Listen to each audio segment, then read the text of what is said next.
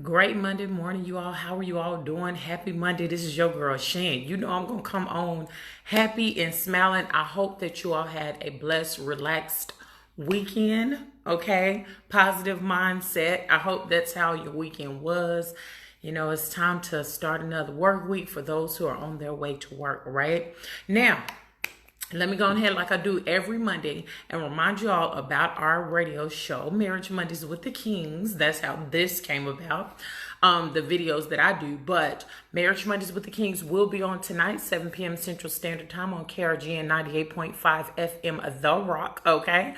We're going to be talking about marriage and debt on tonight. And is debt in marriage leading to the increasing rate of divorce, okay? Hey, Aisha, that's what we're going to be talking about. Because we had someone who's been supporting us for a long time who sent us this MSNBC report or Good Morning America. That's what it was. And I was like, oh, I didn't think about that. So how you doing, Patricia? So we'll be talking about that tonight. If you do not have the KRGN app, you can go to the App Store, type in KRGN space FM, download that. We got a podcast. All this stuff is pinned to the top of our Facebook page on how to join in. Hey, Jonathan, how you doing? So look. This morning, this is what I'm going to talk about. And this is going to sound so weird because I've been waiting to talk about this for a whole week. I'll be like, Lord, I want to go on, but I'm being obedient to God. But this is what I'm going to talk about.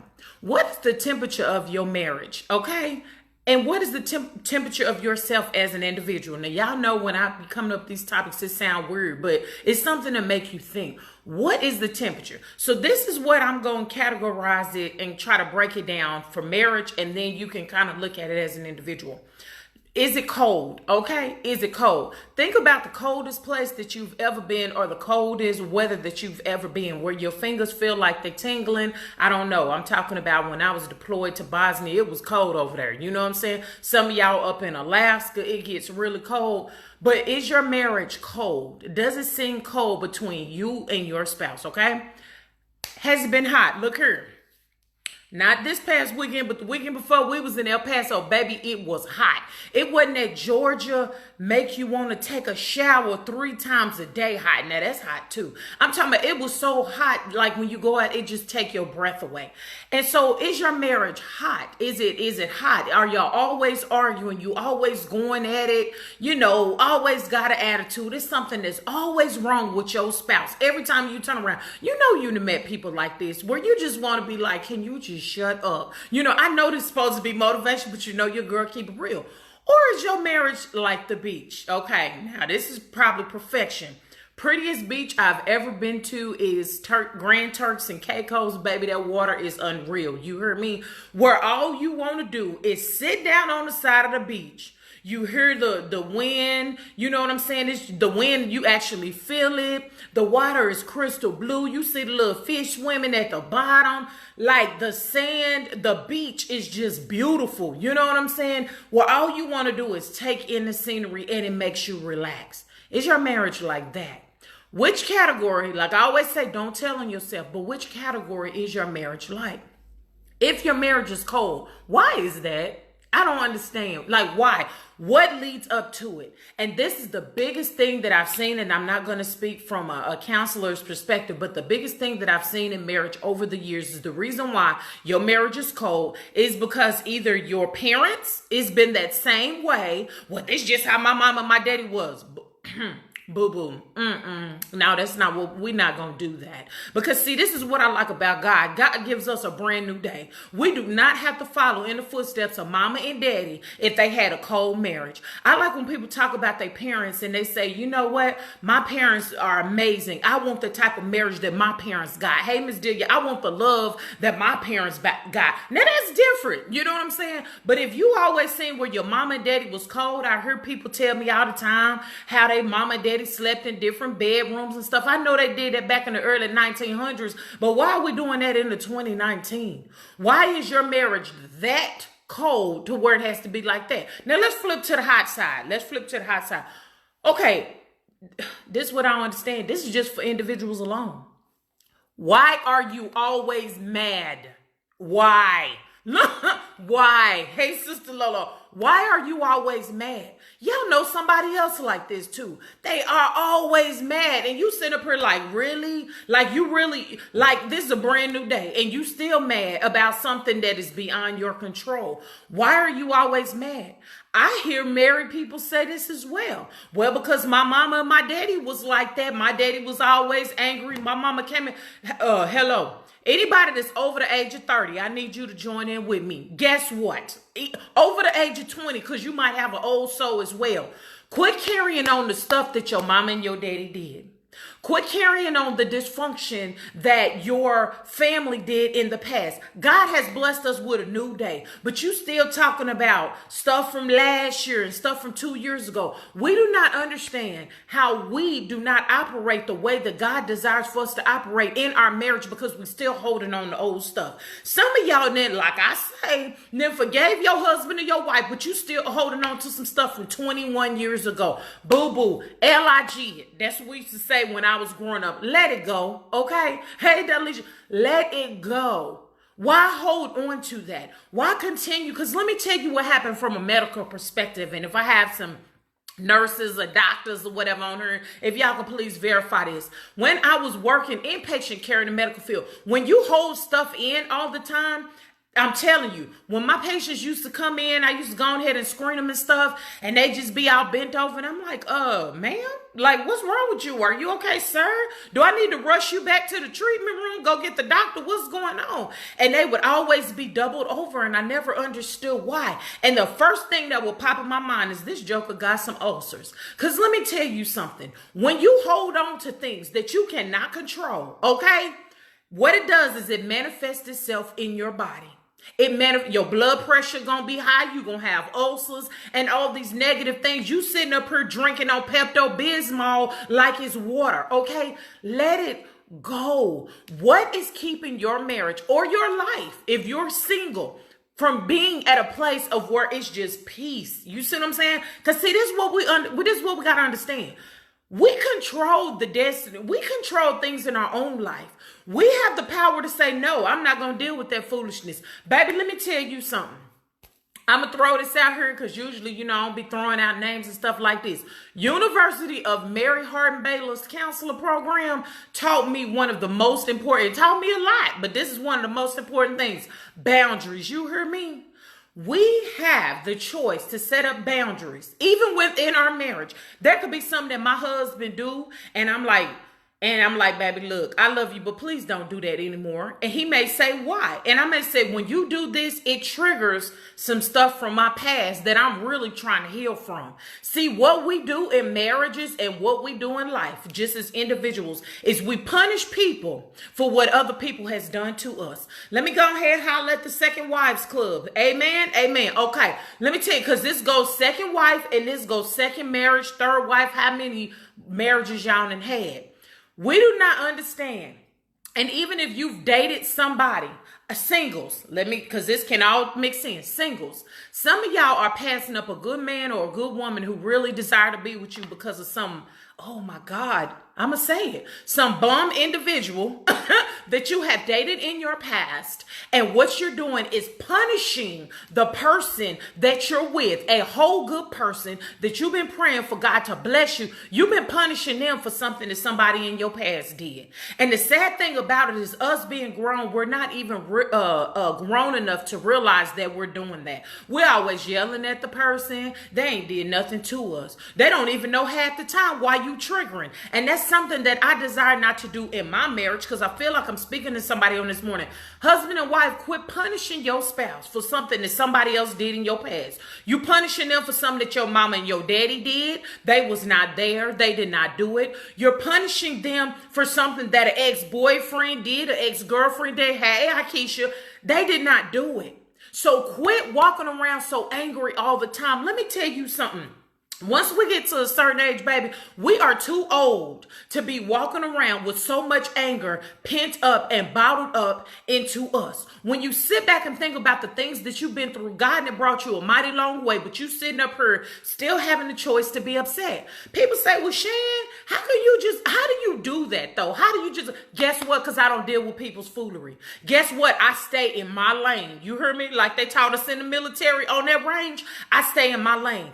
Even with my children, if it's things that I can't control, let me tell you what I can do. I can pray for them. And my motto and my family will tell you, I will pray for you because prayers is free. Baby, what I'm not going to do is get my pressure up and cut my life short because of somebody else's stuff. And real talk, and I know this is the pot calling the kettle black, but guess what? Real talk, if you look at us as individuals, because we are not willing to get our own lives together as an individual, me as a wife, if I'm not willing to deal with the demons of my past, if I'm not willing to go get some help, some counseling, whatever the case may be, then guess what I'm going to do? I'm going to project that anger, that frustration, all that bottled up onto my husband, who's a good man, who get up every day and go to work, who makes sure that the bills are paid. We ain't never starved in 21 years, lights been cut off, or none of that kind of stuff in the King's household. But see, guess what? When you are so bottled up with things of your past, the anger, things that you cannot change, you are not willing to go get some counseling so you can work through your problems because, oh, we don't go to counseling. That's for people that's crazy. No, baby, you sitting up here acting like a whole crazy person because you're not willing to go resolve these issues. And what we do is we push away a good man and a good woman, and we don't realize that in which we pushed away until they're already gone. You had a good girl and you lost her. That's what somebody said. I don't know if it was Shirley Murdoch. I don't know who you sing that song, but you had a good girl. You had a good man and you lost him. Okay, but you don't understand how good you had it while you was in. So guess what? When we're in the midst of foolishness, when we're in the midst of our stuff, when we're in the midst of things in our mind, we don't realize it. But this is why I always ask you, look at your situation from a different perspective. If you could step outside of your situation, fall back and look, what would it look like? Would you look blessed? Do you have an accountability partner to say, Shan, you tripping, girl. I'm going to need you to get your whole life together. You need to look at what you got.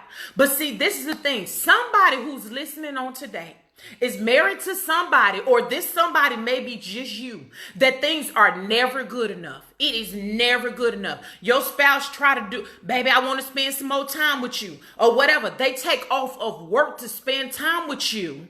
They do things extra to spend time with you, but it's never not good enough.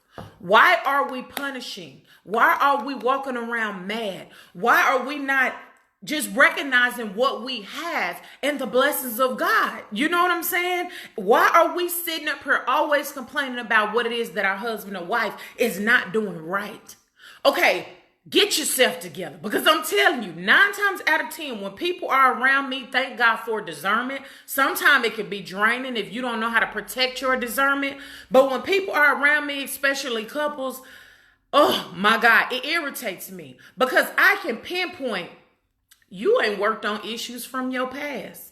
That's why you talking to your husband like a dog. That's why you talking to your husband and not seeing him as an equal. You see him like he one of your children. Husbands, that's why I see you controlling your wife, telling her, oh, you can't do this, you can't do that. And I'm not talking about, you know, iron sharpeneth iron. That's a whole different level of maturity in marriage that some people don't understand. I'm talking about where you trying to control her. She got to check in with you. Good morning, Alex. She got to do this. She got to do that. She can't be who God created her to be inside y'all's marriage because you haven't dealt with your insecurities within yourself. Okay?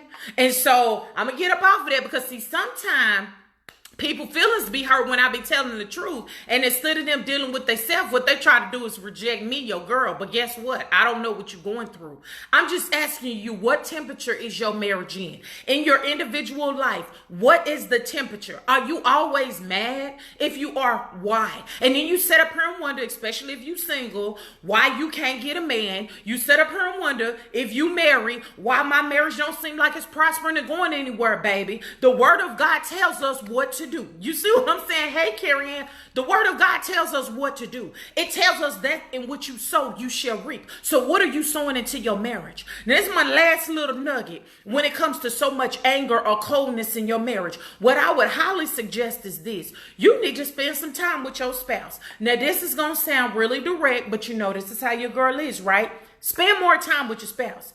If you are always upset, your marriage is really, really cold. Ask yourself, stop and ask yourself, how much time in my marriage do I dedicate to my spouse? How much time do I dedicate to my husband and wife? Now look here, you can go. How much time do I get away?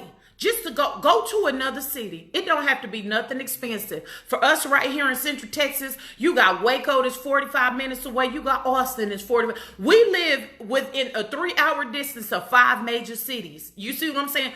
Get up and go get a room. Pack you some sandwiches, because the first thing that people try to say, oh Lord, I said sandwiches. Sandwiches, I'm sorry, my country came out. But the first thing that a lot of husbands and wives try to say is you try to make excuses as to why you can't spend time together.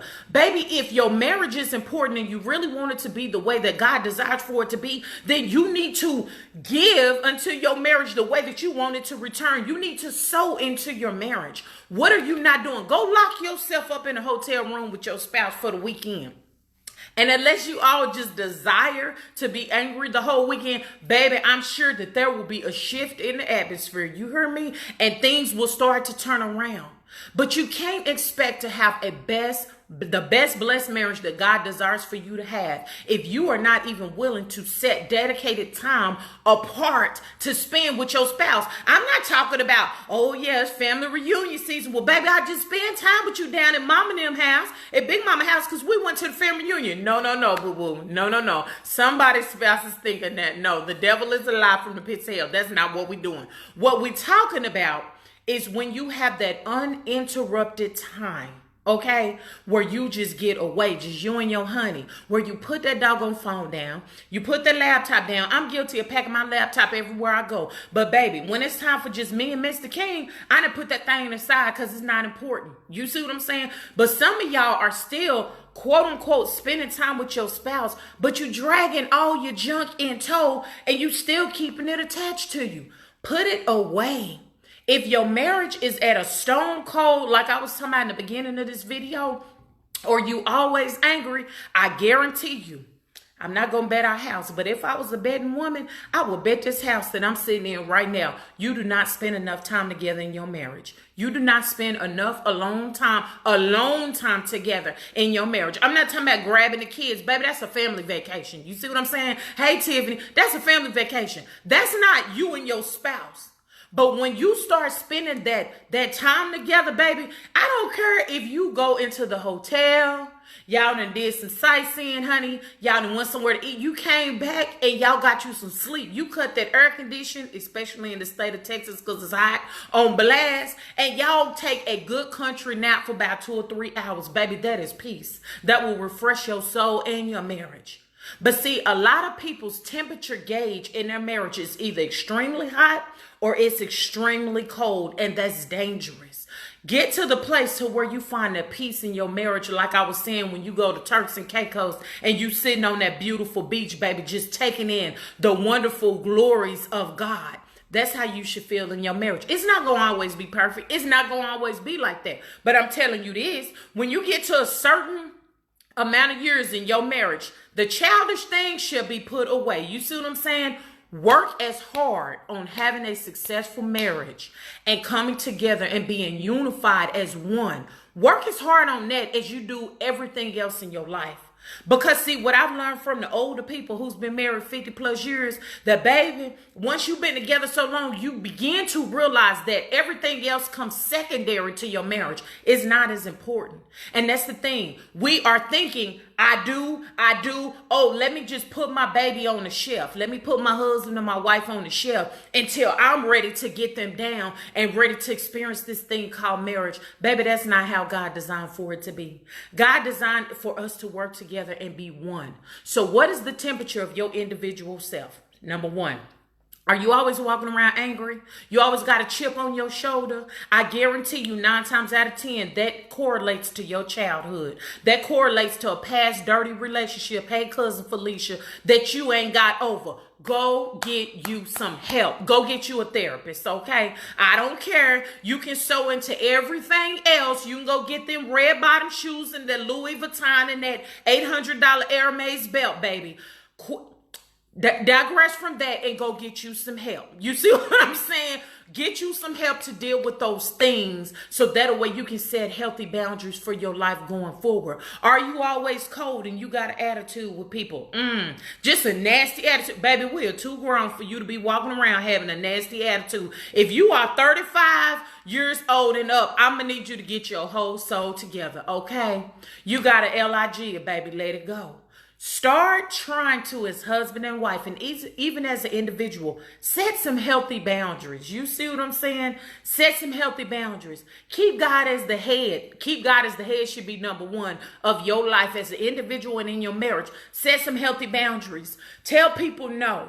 It's okay. You ain't got to be the savior of everybody else's marriage, situation. Shan, you don't understand, the family always coming to me. I feel like I got to fix everything. No, you choose to try to fix everything. Because like I said, I tell my people, and I love people. I do. But baby, I will pray for you because see, God can move a lot faster than I can. And see, God may have you in your situation. And here I am trying to put on my cape and save your day. But God is saying, no, he needs you to go through these things. Okay? So that's what we need to understand. When you start setting some good old healthy boundaries, when it comes to your marriage, when it comes to your individual self, that's when you get to the place of laying on that beach, baby, and that weather is just fine, and you can soak your feet in that crystal blue water that they got in go Google Turks and Caicos Beach and look and see how beautiful it is. And other places in the United States that's not the brown water that we got here. Them ain't real beaches. I digress. Anyway, so examine yourself. What is the temperature of yourself as an individual? Can you smile? You see what I'm saying? Can you be happy? Can you speak life into others? Okay? Examine, hey Tamika, your marriage. If it's not in the middle, it's extremely hot, it's extremely cold, ask yourself why. Pray to God and say, God, show me these things, and be prepared when he actually show you. Okay? Don't get mad at nobody else because your marriage is the way that it is. Because what I've learned in my marriage is I have to control myself as an individual. I have to be the best person that God desires for me to be. And then that manifests itself over into my marriage. Okay? So work on yourself as an individual. Get the help that you need. Quit making excuses, because excuses is not going to get you to the place where you need to be in your life for you to live the best blessed life that God desires for you to have. Quit pointing the finger at your spouse and saying, or your significant other, if you engaged or whatever, your fiance, and saying it's their fault, the reason why. No. Quit pointing the finger at everybody else and start taking the blame for your own self and your own stuff, okay? Your own baggage. Because you can't expect somebody to love you if you're not willing to unpack your baggage, explain to your spouse, baby, I'm about to start going to therapy because it could be some heavy stuff. I'm about to start dealing with some stuff, and I'm doing it for the betterment of our marriage, for our family, and for our future. Okay? So join us tonight, 7 p.m. Central Standard Time on KRGM Marriage Mondays with the Kings, where me and my husband are going to be talking about marriage and debt. Baby, I did not even know that it's as serious as it is and how much toll it takes on marriages. Okay? So 7 p.m. Central Standard Time. Look at the pin at the top of our Facebook page. If you have it, for Marriage Mondays with the Kings, our podcast, you can listen in on Buzzsprout at 7 p.m. So, y'all have a blessed week. Be a blessing to somebody and not a curse. Don't let anybody steal your joy. Share this because it's free. Your girl Shan gonna be back with y'all on next Monday at 7:30 a.m. Central Standard Time, or whatever it is that God placed in my heart. So measure y'all's own individual temperatures and pray to God that he can help you, okay? Because what you feel you can't do, God can do, all right? So y'all have a blessed week. God bless you and blessings to you.